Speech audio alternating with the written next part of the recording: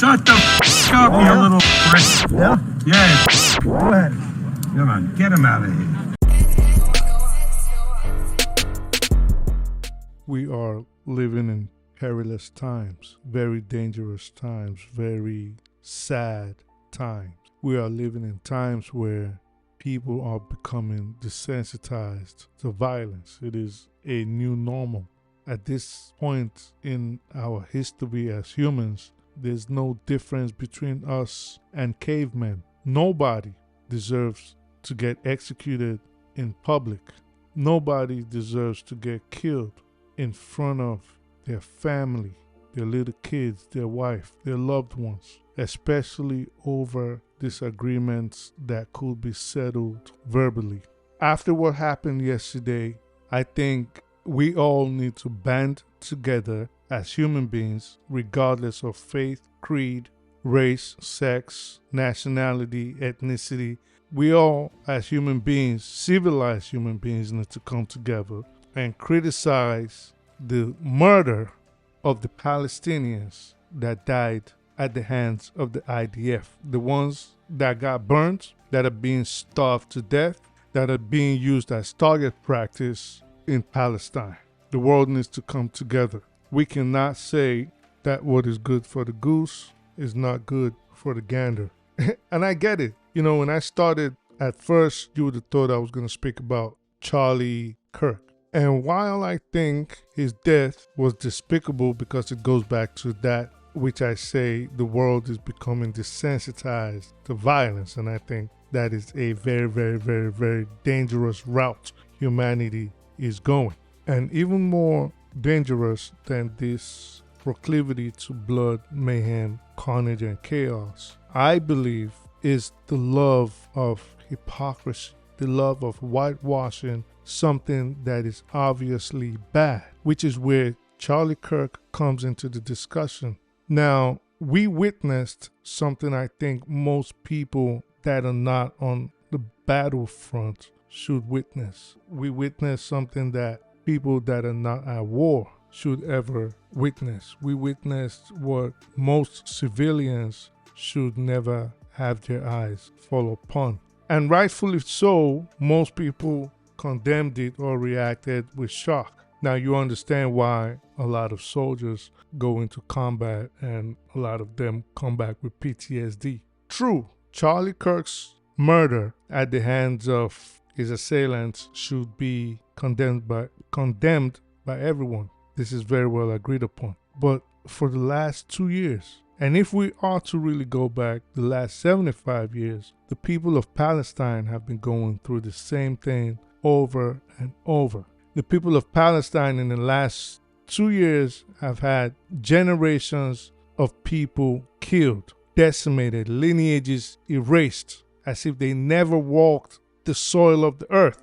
Unfortunately, and this is not to denigrate the memory of Charlie Kirk, someone whom I don't hold in fond memory at all, not saying I am happy at his death, but just saying he came across to me as a despicable human being and a notorious liar, a twister of the truth, a racist, and someone that looked at people that were not white as lower and beneath him.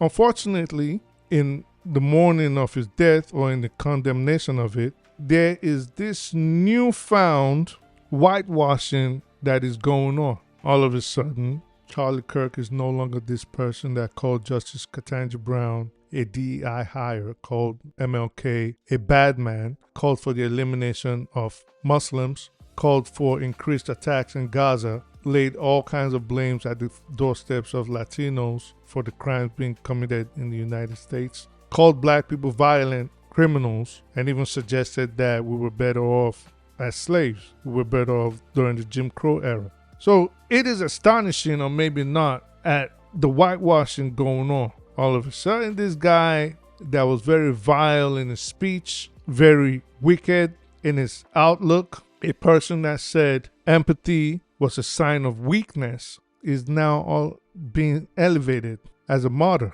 He's now being described as a bastion of kindness and empathy. He didn't like empathy, so in honor of Charlie's memory, let's show none. Let us show no empathy for him catching a slug to the neck in front of his wife, his kids, and thousands of people watching. Let's show nothing related to empathy at the sight of life leaving his body before it hit the ground. Let us adhere to the teachings of Charlie. This is what he would have wanted. We don't want to show signs of weakness at a time when we're supposed to be strong. Charlie said no empathy. What's the point of disobeying the man's wishes? See, you cannot sow trouble and expect to reap peace. When you sow the wind, you will reap the whirlwind. Already ultra-nationalists are looking for people to blame. They're trying to start a race war. They're calling for civil war. These are the kind of divisive energy that this guy carried even in death. You even see his followers trying to gaslight everybody else and lie to us and say he never preached division. He never was racist. Outrightly lying, just like Charlie did when he was alive, when he would misconstrue facts. Charlie had no problem lying. Charlie had no problem distorting figures. Charlie had no problem painting black as white and trying to convince you it was so. And this is the danger when you live life as a wicked human being. It is unfortunate what happened, not only for his family, but for the world, because I think this is leading to a dangerous slope. It is unfortunate what happened, that his life was cut short at the very young age of 31. Because who knows, maybe if he had lived longer and experienced life and more things had happened to him, then his outlook on life could have been different. You know, there's no saying that 10 years from now he wouldn't have been a promoter of peace and unity and bringing people together. Especially think about it, he started out as an avid and rabid supporter of the Israeli colonial project, and bit by bit Charlie had started distancing himself from it. Most of what he was preaching in his last days was how the United States of America and its politicians could finally extricate itself or themselves from the clutches and control of the colonial settler state of Israel. So who knows, if he had lived a little longer, what his mindset and his ideology would have been. It is sad to go out like that in front of the world, and I hope law enforcement does what it needs to do to get whoever the perpetrators are, because it's not looking good. Like the signs we're seeing right now is looking like there's gonna be a cover-up. That is what it is looking like to a lot of us. Hopefully the world finds peace somehow. Leave your comments. Until next time, take care.